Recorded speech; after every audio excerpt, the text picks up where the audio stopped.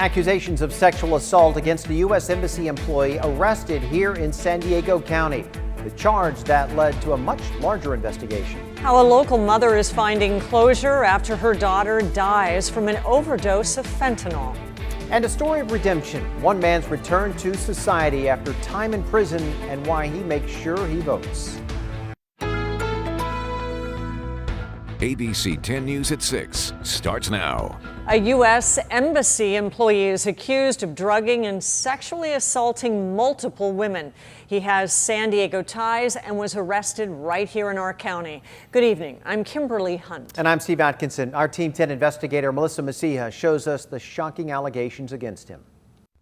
Court documents said Brian Jeffrey Raymond grew up here in San Diego County. I learned he was arrested in a gym parking lot in La Mesa earlier this month. While he's facing just one charge now in connection to one woman, prosecutors say he's being investigated for crimes against at least 21 other women. An experienced sexual predator. That's what the U.S. Attorney's Office called Brian Jeffrey Raymond. He worked for the government for 23 years, most recently at the U.S. Embassy in Mexico City.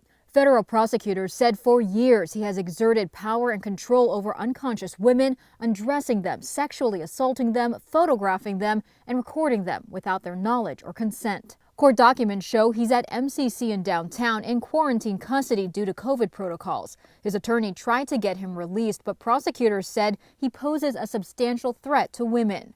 The initial investigation showed in May, police responded to Raymond's apartment in Mexico City. They responded to reports of a naked, hysterical woman desperately screaming for help. She said she met Raymond on Tinder. Their date eventually led to his apartment, eating and drinking from a wine glass. The victim said she suddenly blacked out. There were several injuries found during her sexual assault exam. On Raymond's devices and iCloud, investigators said they found approximately 400 photos and videos, some dating back to 2011. They showed at least 21 different unconscious women, some fully nude. Law enforcement also said they found his internet searches included passed out black girl, deep sleep, and Ambien and alcohol side effects. The alleged assaults took place from Mexico City to Virginia. Raymond's parents live in La Mesa. Court documents show he moved back to their home in June after he resigned from his job. In an interview with federal agents, his parents said they feel like they do not know their son and were surprised when he came to visit. His behavior escalating, prosecutors said. Even a week before his arrest, Raymond met another woman who only remembered small fragments of their sexual encounter. In a court hearing this week, Raymond was ordered to be transferred to D.C. His attorney did not return my request for comment. Melissa Messiha, Team 10. If you have a story you want our Team 10 investigators to look into, email team10@10news.com. Moving to the coronavirus now, Mission Vista High School may transition back to distance learning as early as tomorrow. The school board is implementing new rules after a rise in COVID cases. If one school has 2 positive cases in a certain time period, the whole school would move to virtual learning for at least 14 days. Or if 3 secondary schools see 1 case each within a certain period, all 3 would go virtual for 2 weeks. One parent thinks in light of the recent cases, the district may need to revisit their reopening plan. I probably wouldn't bring them back until after summer next year. But I know they've been having problems getting substitute teachers here. So that right there, if you're having problems getting substitute teachers, that says a lot. The district says they are working out the details of Mission Vista's move back to distance learning, adding that parents will be notified by the end of today. Public school teachers are protesting for a safer workplace in Carlsbad. Teachers say they're demanding the school district provides PPE for all staff, new computers with Wi-Fi, and a substitute teacher plan. They say they also want a plan for contact tracing and COVID testing. Right now, Carlsbad elementary schools are operating under a hybrid model. Middle and high school students are set to return next month. Governor Gavin Newsom signed an executive order today addressing several issues involving the pandemic. That order creates a process for the State Department of Transportation to issue temporary permits, allowing businesses along state highways to expand into sidewalks and parking lots where it's safe. It also allows drivers over 70 years of age to renew their licenses by mail. And the order extends to the deadlines for the payment of real estate license applications and renewal fees, as well as continuing education requirements for licenses. And here are the latest numbers for our county. 330 new cases were reported today. That brings our total to 55,540. There were also 4 new deaths, bringing that total to 881. County leaders say 2020 is the wrong year to skip getting a flu shot. The county has been trying to help people get the vaccine at free flu shot clinics. Today's clinic was in Logan Heights. Health experts say those without a flu shot run the risk of getting the flu in a pandemic and then tying up much needed resources. We don't run into a situation where people are not only getting COVID, but getting influenza at the same time and clogging up our whole medical response system. Yeah. There are 2 more free flu shot clinics the county is holding. The next one is tomorrow in El Cajon, and then again next Tuesday in Escondido. The event goes from 10 a.m. to 4 p.m. 5 patients at a Tijuana hospital are dead tonight after it was reported that a power outage knocked out their ventilators. Our media partner at Televisa said that state authorities and the hospital admitted there were 5 deaths, but denied that they were caused by the outage. They claimed that a backup generator did kick in, but only at low voltage. Tijuana's General Hospital has been hit hard since the start of the pandemic. Televisa is reporting that copper wire thieves are suspected of causing the loss of power. You can stay on top of the latest changes on the pandemic and your schools in your community and around the county with the ABC 10 News mobile app. You can get it for free in the App Store and in Google Play. We have a follow-up to a story we first brought you last night.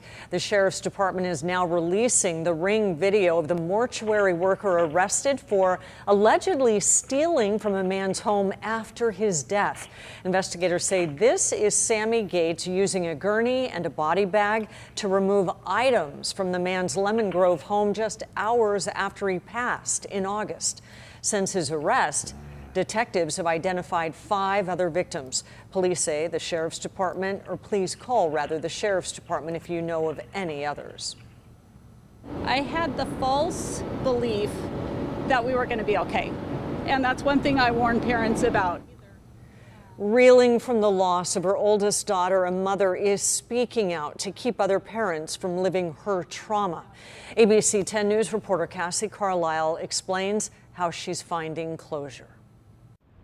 Wednesday, behind closed doors in the federal courthouse, Carrie Cuppage heard the words she's been waiting for 2 years. He asked for forgiveness, and he said he was very, very sorry that his decisions led to Tiffany's death. Her oldest daughter, Tiffany, died in January 2018 from a fentanyl overdose. Uriah Odish was blamed for selling heroin laced with fentanyl, which ultimately killed Tiffany. My biggest hope is that the time served in jail will help him and he will be able to beat his addiction. A chance Tiffany didn't have. Cuppage said the last thing Tiffany wrote in her journal was she was going to go back to rehab the next day. The Drug Enforcement Administration documented a surge in fentanyl-related overdose deaths this year. 152 people died in 2019, and in August, the DEA estimated 200 fentanyl-related deaths just in the first 6 months of the year. Tiffany loved the beach and all things Disney. Cuppage visited her daughter's underwater memorial the summer of 2019 off the coast of Miami, Florida.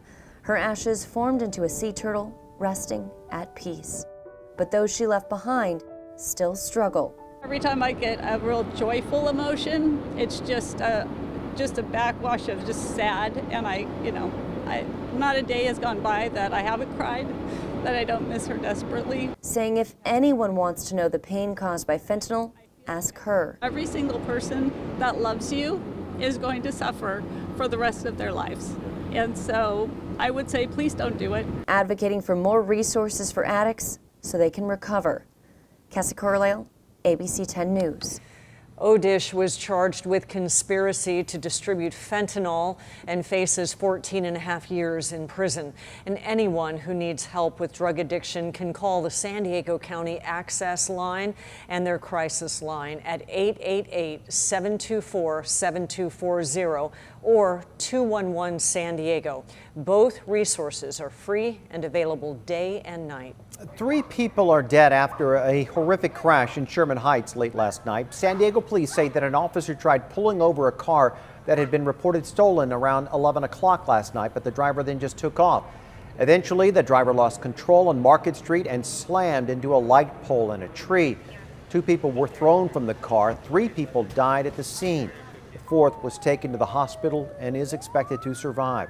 Police say everyone was wearing a seatbelt, but the crash happened at more than 100 miles an hour.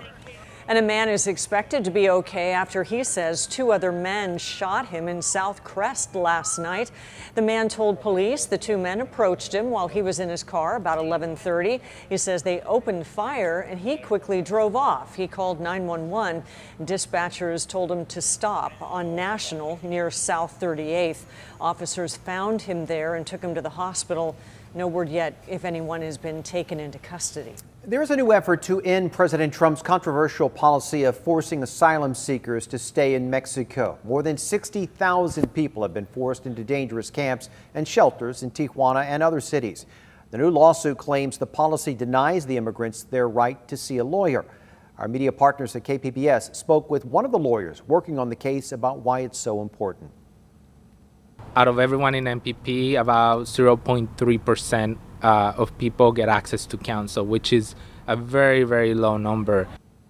The Supreme Court is scheduled to hear a different challenge to the Remain in Mexico program starting next spring. In Orange County, firefighters are gaining control of the Blue Ridge fire that forced nearly 10,000 people to evacuate in Yorba Linda and Chino Hills. And right now the fire is 16% contained. It burned more than 14,000 acres. 7 homes have been damaged. 1 is destroyed. It is one of 2 fires that broke out during powerful Santa Ana winds Monday. And 2 firefighters critically injured in the Silverado fire are still in intensive care tonight. That fire has burned more than 13,000 acres and is 25% contained. Southern California Edison says its equipment is a possible source of the Silverado fire.